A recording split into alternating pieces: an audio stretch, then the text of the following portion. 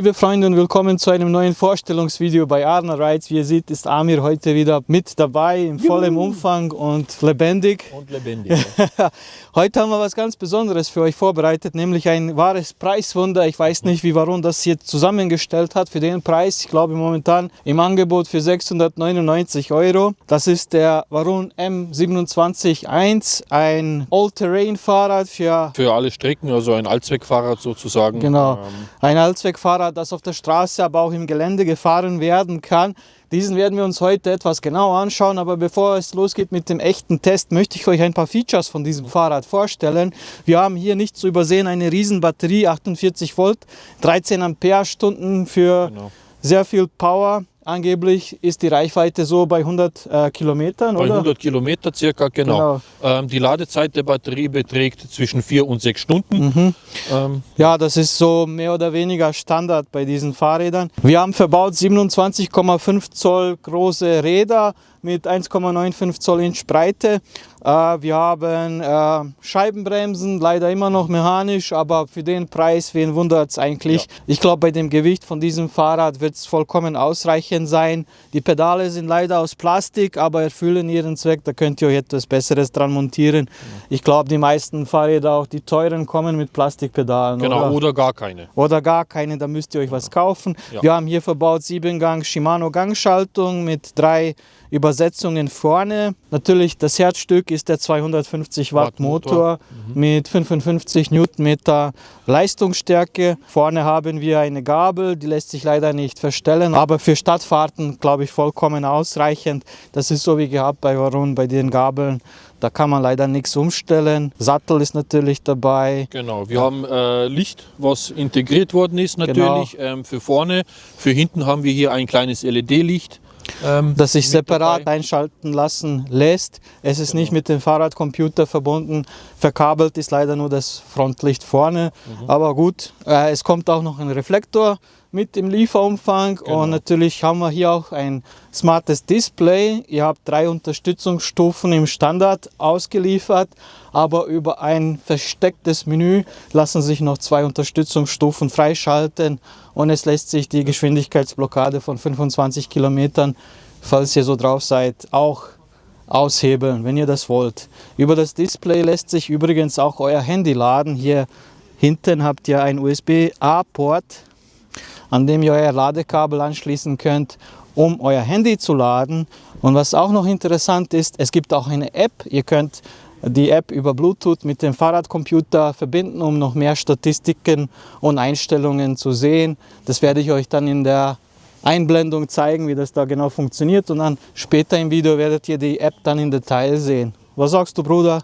Schaut super gut aus. Ja. Wir werden das jetzt natürlich ordentlich auch testen. Also das Fahrrad sieht ziemlich optisch ansprechend aus, finde ich. Ist gut gelungen. Der Rahmen ist aus Aluminium. Wie gesagt, 27,5 Zoll. Fahrrad ist für Personen zwischen 1,60 Meter und 1,90 Meter geeignet. Maximalgewicht vom Fahrer ist bis zu 150 Kilo. Also ich darf da auch unbesorgt fahren. Ja, ich schätze mal, wir haben da jetzt das Grobe alles erfasst, oder? Was sagst du, Bruder? Haben wir schon alles abgedeckt. Genau, ja, der Spritzschutz ist dabei. Auch Spritzschutz, Klingel ist dabei, also alles Standard, was wir gewohnt sind. Was noch erwähnenswert ist bei diesem Fahrrad ist, ihr habt die Möglichkeit, einen Gasgriff zu verbauen, was natürlich bei uns illegal wäre, aber das ist rein optional.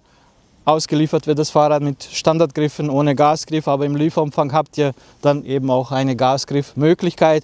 Was uns besonders gefreut hat, was wir bei anderen Fahrrädern nicht gesehen haben, ist, dass ihr im Lieferumfang sehr viel Zubehör dabei habt. Zum Beispiel im Lieferumfang ist auch ein Kettenschloss für das Fahrrad, eine Luftpumpe ist dabei und das haben wir, glaube ich, sonst nirgendwo gesehen. Ja, das haben wir auch nirgendwo gesehen. Genau. Dann machen wir mit dem Test jetzt endlich mal weiter und schauen wir uns an, wie das Ding sich auf der Straße verhält und ob es was taugt und ob wir es eigentlich empfehlen können für den Preis. Also wir sind ziemlich überrascht, ihr wahrscheinlich auch. Wie kann es sein, dass das so günstig ist? Ja. Wir sind mit gemischten Gefühlen in den Zusammenbau und Test des Varun M27-1 gegangen. Auf der einen Seite ist der extrem niedrige Preis beeindruckend und macht natürlich neugierig. Auf der anderen Seite hatten wir von Anfang an gewisse Zweifel. Vor allem in Bezug auf Qualität und Sicherheit. Denn wenn man es nüchtern betrachtet, kostet dieses komplette E-Bike ungefähr so viel wie bei vielen anderen Herstellern allein der Umbausatz. Und genau deshalb wollten wir wissen, was hier gespart wurde und und was das in der Praxis bedeutet. Optisch macht das Varun auf den ersten Blick einen modernen und durchaus sportlichen Eindruck. Die 27,5 Zoll Reifen mit einer Breite von 1,95 Zoll sorgen für eine gute Balance zwischen Komfort und Rollwiderstand und machen das E-Bike sowohl für Asphalt als auch für leichtere Schotterwege geeignet. Nur auf Eisfahrten sollte man damit lieber verzichten. Oh.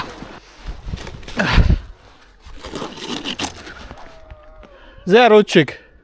Nicht zu empfehlen. Insgesamt wirkt das Design zeitgemäß und für ein Einsteiger-E-Bike in dem Preissegment absolut in Ordnung. Angetrieben wird das Fahrrad von einem Elektromotor mit 55 Newtonmeter Drehmoment, was für den Alltag absolut ausreichend ist. Gerade bei Anfahrten oder an moderaten Steigungen ist die Unterstützung gut spürbar und stärker als bei vergleichbaren Motoren, die wir bisher getestet haben. Wie bei vielen anderen Nabenmotor-angetriebenen E-Bikes wird die Unterstützung über einen Kurbelsensor geregelt. Dies kommt mit allen Vor- und Nachteilen einer solchen Umsetzung. Einerseits dauert es schon eine Kurbelumdrehung, bis die Unterstützung greift, andererseits ist die Kraftentfaltung gleich dann auf dem Maximum der jeweiligen Stufe und für 1 bis 2 Sekunden weiterhin aktiv, wenn aufgehört wird zu treten. Dies kann zwar mit dem Bremsen sofort unterbrochen werden,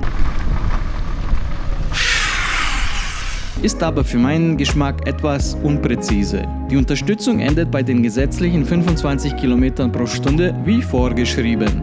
Das Fahrrad will aber und kann mehr. Wir haben es mal für unsere rein wissenschaftliche Untersuchung entsperrt und es auf einem Privatgelände getestet. Es fährt mit Daumengas bis zu 45 km die Stunde, was sehr beeindruckend ist. Der Akku mit 48 Volt und 13 Ampere-Stunden verspricht laut Hersteller eine Reichweite von bis zu 100 km.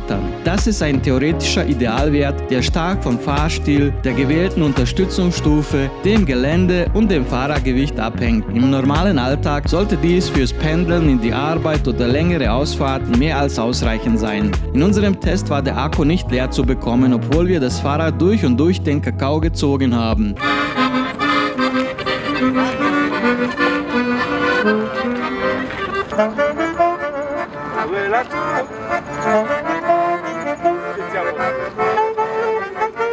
Nach 40 Kilometern stand in der Anzeige immer noch 80%. Mit einer maximalen Zuladung von bis zu 150 Kilogramm ist der Varun M27.1 zudem recht solide ausgelegt und soll auch schwerere Fahrer oder zusätzliches Gepäck verkraften können. Das kann ich aus erster Hand bezeugen.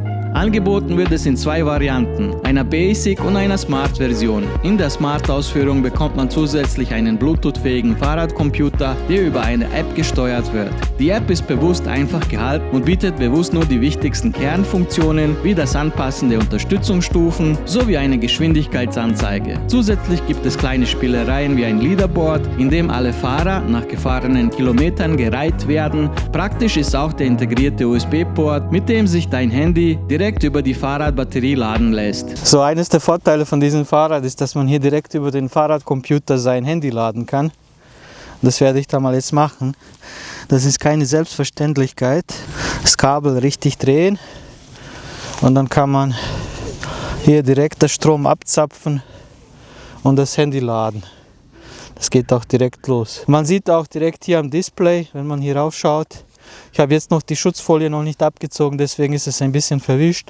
Man sieht auch, dass ein USB-Kabel steckt und dass man am Laden ist. Ergänzt wird das Gesamtpaket durch diverses Zubehör wie eine Fahrradpumpe und ein Fahrradschloss. Bei dem Preis schon ein wenig verrückt, was da alles drinnen ist. Ein klarer Kritikpunkt, den wir ansprechen müssen, sind leider erneut die Bremsen. Verbaut sind mechanische Scheibenbremsen, die zwar grundsätzlich funktionieren, sich in der Praxis aber etwas unpräzise anfühlen. Der Druckpunkt ist nicht besonders klar definiert, was gerade bei höheren Geschwindigkeiten oder stärkeren Bremsmanövern auffällt.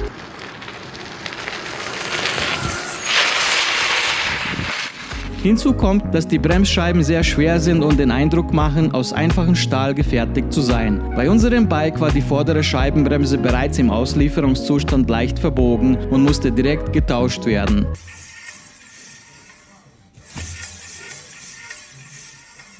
Das kann schon mal passieren. Mein 4.000 Euro teurer Cube E-Bike hatte schleifende Bremsen bei der Auslieferung, trotz Prüfung und Auslieferung durch Vertragswerkstatt. Das zeigt aber auch deutlich, wo bei einem günstigen E-Bike gespart wird und warum eine gründliche Kontrolle nach dem Kauf absolut empfehlenswert ist. Wir würden einen Tausch der Bremsanlage gleich direkt mitmachen lassen. Auch generell bewegen sich die verbauten Komponenten eher im Einsteigersegment. Schaltung, Lager und Verarbeitung erfüllen ihren Zweck, wirken aber nicht besonders hochwertig. Gerade bei der Endmontage ab Werk können kleinere Ungenauigkeiten auftreten, weshalb ein Nachjustieren oder ein kurzer Check in der Werkstatt durchaus Sinn macht. Auch bei Themen wie Langzeithaltbarkeit, Ersatzteilverfügbarkeit und Service sollte man realistisch bleiben, was man hier bekommt. Denn hier kann es im Vergleich zu etablierten Marken Einschränkungen geben, vor allem bei intensiver oder täglicher Nutzung. Unterm Strich ist das Varun M27.1 kein schlechtes E-Bike, sondern ein sehr günstiges E-Bike mit klaren Kompromissen. Wer ein preiswertes Modell für Alltag, Freizeit und gelegentliche Touren sucht und bereit ist, kleinere Schwächen in Kauf zu nehmen oder selbst nachzubessern, bekommt hier ein funktionales Gesamtpaket für einen unschlagbaren Preis. Wer hingegen größeren Wert auf präzise Bremsleistung, hochwertige Komponenten und langfristige Service legt, sollte er zu einem höherpreisigen Modell greifen. Am Ende entscheidet nicht nur der Preis, sondern vor allem, wie oft und wofür man das E-Bike wirklich nutzt. Servus Leute, wir haben jetzt über Wochen lang auf gutes Wetter gewartet. Wir haben Ja. sogar einen Indianer-Sonnenbeschwörungstanz gemacht, aber Leider ohne Erfolg. leider ohne Erfolg. Ja, wie ihr seht, wie das hier hinter uns ausschaut. Komplett bewölkt. Kackwetter, schon seit Wochen. Ja. Die Kinder freut es, dass es Schnee gibt, uns eher so weniger, dass wir nicht Fahrrad fahren können. Ja, Aber es ist noch nicht mal ganz Schnee, so unter uns befindet sich eine Eisplatte. ja, es ist Eis. Eis. Also ich glaube, wir haben nicht ganz die richtigen Reifen für dieses Wetter. Trotzdem haben wir uns bemüht. Leute, wir hoffen, das Video hat euch gefallen. Ja. Wie immer, lasst ein Like, einen Kommentar da. Es würde uns sehr freuen. Und wenn du heute sehr gut drauf bist, vielleicht kannst du sogar ein Abo da lassen. Das wäre mega geil. Das wäre mega geil. Ja, bis zum nächsten Mal. Euer Arne Rides Arna Team. Rides. Bis zum nächsten Mal.